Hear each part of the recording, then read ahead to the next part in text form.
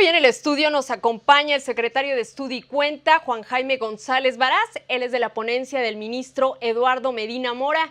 ¿Cómo estás, Juan Jaime? Muy buenas noches. Muy buenas noches, Erika. Muchas gracias por la invitación. Estoy muy bien, gracias.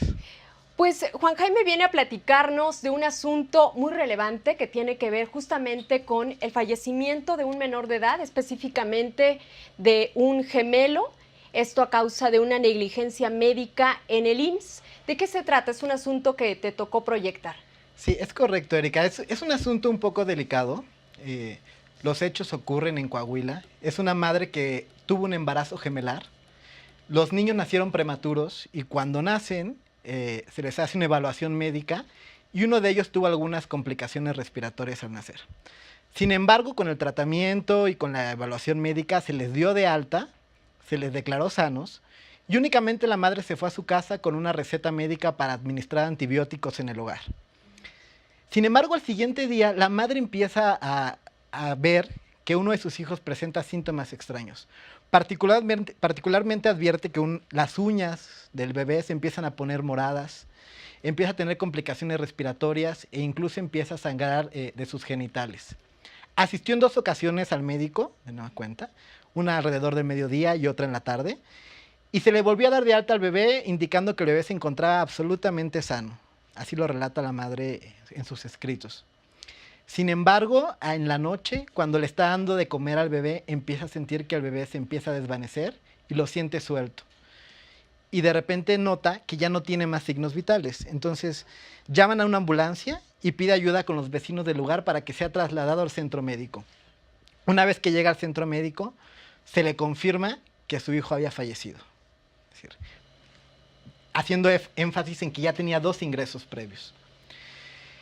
La madre presenta ante esto un procedimiento que se denomina queja médica. Esa queja médica se tramita ante el IMSS y la finalidad es propiamente determinar una prestación de un servicio médico deficiente y tratar de deslindar responsabilidades entre los médicos que administraron, digamos, el servicio médico. Esta queja administrativa propiamente se presenta ante el IMSS, como lo dice bien el nombre, es algo que corre por la vía administrativa. Es algo que corre por la vía administrativa, es correcto.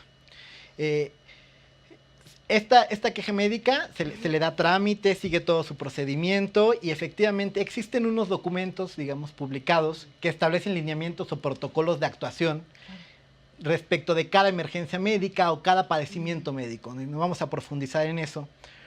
Pero lo que se declara es que conforme a estos protocolos médicos, la actuación del médico en este caso sí había sido incorrecta, porque al ser prematuros los niños tenía que recibir una atención, digamos, distinta, o por lo menos poner más cuidado en los signos que estaba manifestando, porque había sido un embarazo de riesgo gemelar y habían nacido prematuros. Entonces sí había que seguir un protocolo que no se había observado cuando el niño estaba manifestando complicaciones respiratorias, digamos, de alguna forma evidentes. Se declara fundada la queja médica, aquí hago un paréntesis, al presentar digamos, recurso con el que contaba la madre, solicita una indemnización también por el actuar de los doctores. Cuando se declara fundada la queja médica, se le concede una indemnización, tanto a la madre como al padre por la muerte del menor. Digamos, estamos hablando de alrededor de 580,000 pesos por cada uno de ellos. Es decir, 1,100,000 pesos aproximadamente por la vida de un recién nacido. Exactamente. Aquí también hay que precisar que para recibir el pago por esta indemnización se firma un convenio y se reciben unos cheques. Este convenio tiene ciertas cláusulas, incluso renuncian a presentar otro tipo de procedimientos, entre otras cuestiones, y reciben el cheque y reciben el pago. Entonces, hasta ahí tienen una indemnización que deriva de esta queja médica por el actuar, digamos, negligente y no observar estos protocolos médicos, un doctor particular que había atendido al niño en el embarazo gemelar. Sin embargo, la madre decide que esto no era suficiente. Entonces presenta otro recurso al que también tenía derecho, que es una reclamación por responsabilidad patrimonial del Estado. En este reclama no solo una indemnización por el daño personal del menor, sino también un pago por el daño moral que le causó, y cito textualmente lo que refiere en su texto, el sufrimiento que le provocó la muerte de un hijo y la mala atención y el desgaste, digamos, emocional en el contexto social en que se involucró por haber asistido a la clínica y haber sido regresado con un diagnóstico de que el niño se encontraba sano, cuando no fue así, evidentemente. La autoridad administrativa, aquí, esta reclamación de patrimonial del Estado se presenta ante la autoridad administrativa, ante el IMSS, y el IMSS le contesta y le dice, yo no te puedo conceder la responsabilidad patrimonial porque yo ya te pagué una indemnización. Entonces esto es improcedente. Se lo desecha, se lo desestima, lo hace a un lado y le dice, yo ya no puedo pagarte más. Tú ya recibiste un pago y en todo caso, le dice, debiste haberte inconformado por ese pago con otro recurso que también tenía derecho y que se llama recurso de inconformidad, pero no era el caso. La madre le dice, no, es que yo no me quería inconformar respecto a este pago. Yo quiero reclamarte mi responsabilidad patrimonial del Estado con los conceptos que ello involucra. Ante esto, se inconforma también la madre, ante lo que le respondió el IMSS, se inconforma y se va ante el Tribunal Federal de Justicia Fiscal y Administrativa, un tribunal administrativo.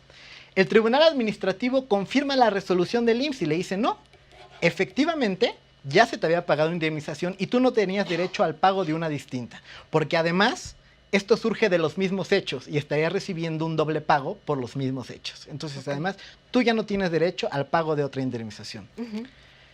La madre se va ante la justicia federal, esto es ante un tribunal colegiado en un recurso que se llama, bueno, promoviendo más bien un amparo directo. Es decir, y lo que alega básicamente dices, a ver, yo tengo derecho a que me pague mi responsabilidad patrimonial del Estado por disposición constitucional y convencional. Hay un actuar negligente del Estado y yo quiero que se me pague por estos conceptos, incluyendo el daño moral. Es decir, esto es totalmente distinto y tiene una finalidad completa distinta a la queja médica que yo presenté y entonces yo tengo derecho a que se me pague. Sin embargo, el tribunal colegiado le resuelve y le dice no. La determinación de la sala administrativa, del tribunal, digamos, inferior, fue correcta porque tú ya recibiste un pago, insistimos, tú ya firmaste un convenio y recibiste un cheque indemnizatorio por estos conceptos. Y justamente la litis que llega a la segunda sala, a la ponencia del ministro Eduardo Medina Mora, y te toca proyectar a ti, es la disyuntiva entre si una vez que ya recibió a través de un procedimiento de queja administrativa, una indemnización, se puede o no presentar un recurso a través de responsabilidad patrimonial del Estado. ¿Y qué es lo que decide la Corte? Efectivamente, es la litis, de términos generales y digamos en un lenguaje sencillo para que el auditorio lo pueda comprender. Ya la Corte lleva un camino andado en términos de responsabilidad patrimonial del Estado y lo ha dotado de cierto contenido. Para el auditorio lo podemos entender como el derecho a una reparación integral o una reparación justa, es decir, digo, en términos ciudadanos, porque es importante que este concepto lo maneje la ciudadanía. Y justamente en este desarrollo que ha tenido la Suprema Corte sobre la responsabilidad patrimonial del Estado, se ha concluido que tiene el alcance, digamos, de reparar distintos rubros, por así ponerlo, ¿no? Tanto un derecho patrimonial en términos, digamos, patrimoniales objetivos, personales, digamos, por la muerte del menor, pero también tiene otros alcances, como lo es justamente el daño moral que estaba reclamando la madre desde que presentó su reclamación patrimonial del Estado. Y otros conceptos que ahorita no tiene caso pormenorizar, pero bueno, expectativa de vida y que lo podemos ver en otras resoluciones que ha tenido la Corte, digamos, recientemente, ¿no? Con base en estas premisas, la Corte llega a la conclusión, en principio, que la indemnización que recibe por la queja médica no es realmente un medio de garantía de este derecho constitucional. Es decir, sí tuvo una indemnización y un pago que puede coadyuvar, pero no es propiamente la materialización de la intención del legislador al establecer eso en nuestra Constitución, porque este tiene un alcance muchísimo más amplio, digamos, ahorita por tenerlo fresco, justamente el daño moral. Entonces, una vez que se determinó esto en la Corte, dijimos, bueno, vamos a adentrarnos en ver qué es lo que se le pagó a la madre a través de la queja médica.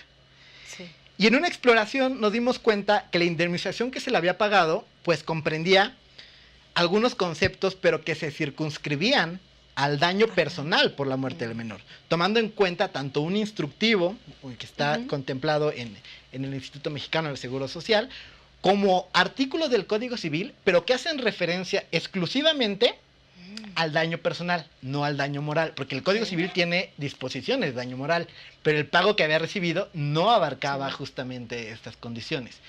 Y algunas circunstancias de la Ley Federal del Trabajo, ¿no? Digamos que a lo mejor esto es más fresco para la gente o lo puede entender más, porque en términos indemnizatorios, o no propiamente indemnizatorios, pero de incapacidades en términos de la Ley Federal del Trabajo, pues a lo mejor nos parece un poco más cotidiano, ¿no? Porque decimos, pérdida, como comentábamos, pérdida de un dedo, de una mano, están tasados, ¿no? Entonces, más o menos con base en esto había recibido un pago.